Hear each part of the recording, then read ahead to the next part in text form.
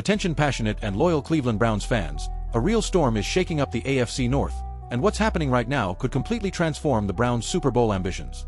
We are witnessing a monumental power shift, one that could leave one of our fiercest rivals stumbling for years. And you're hearing it here first. Before we dive deep into this, if you're part of the Dog Pound, make sure to subscribe to the channel and join this growing brotherhood. Let's reach the mark of 2,000 subscribers together. Share this news with other fans and make the Browns' voice echo throughout the NFL. Now hold on tight, Browns Nation. Browns fans.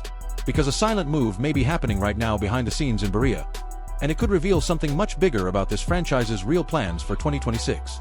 While everyone is focused on quarterbacks, the new receivers, and the entire offensive drama, Andrew Berry may be preparing another completely unexpected bombshell. The arrival of a veteran cornerback to save a defense that might be more fragile than fans realize. And why is that concerning? The Cleveland Browns addressed most of their remaining immediate needs with their 10 selections in the 2026 NFL Draft, especially at left tackle and wide receiver, where general manager Andrew Berry brought in 2 rookies to compete at each spot. Another area of need was depth in the secondary, which was strengthened with the addition of second-round pick Emmanuel McNeil-Warren, but there is still room for improvement. One intriguing name still floating around the market is veteran cornerback Kenny Moore II, who remains unsigned after spending the first 9 seasons of his career with the Indianapolis Colts.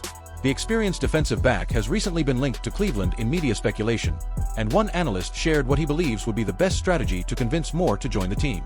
Casey Kinnaman mentioned the possibility of the Browns signing Moore to strengthen the slot corner position.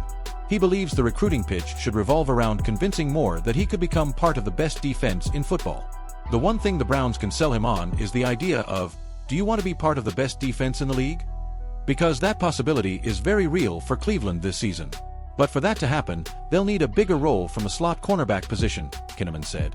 New head coach Todd Monken has massive expectations for this team and plans to host playoff games immediately. That kind of urgency doesn't happen without aggressive thinking, and a smart move like signing Kenny Moore to provide veteran leadership and depth in the secondary is exactly the type of move a front office makes when it matches the urgency of its head coach. Denzel Ward and Tyson Campbell form one of the most talented and high-upside cornerback duos in the NFL, but beyond them, there isn't much proven talent at the position. Moore would bring 21 career interceptions and 11.5 career sacks to a team that needs more playmaking ability on defense.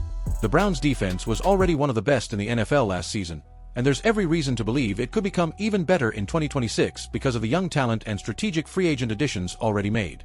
Adding Moore would absolutely help accomplish that goal, and maybe that alone could be enough to convince him to sign with Cleveland. He completely loaded the offense with new playmakers. He brought in Denzel Boston, added KC Concepcion, injected speed, youth, and cheaper long-term pieces into the roster. That doesn't feel like a coincidence. That feels like preparation.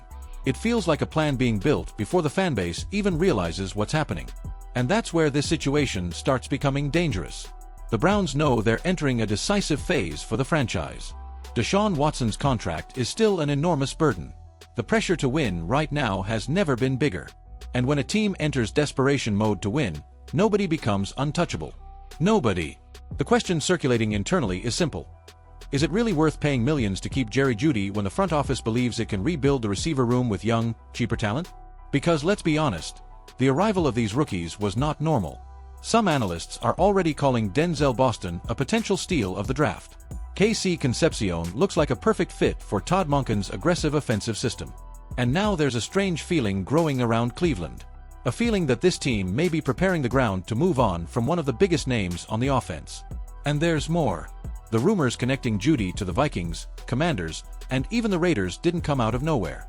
In the NFL, when multiple insiders start linking the same player to different teams, there's usually smoke. And where there's smoke, there's almost always fire.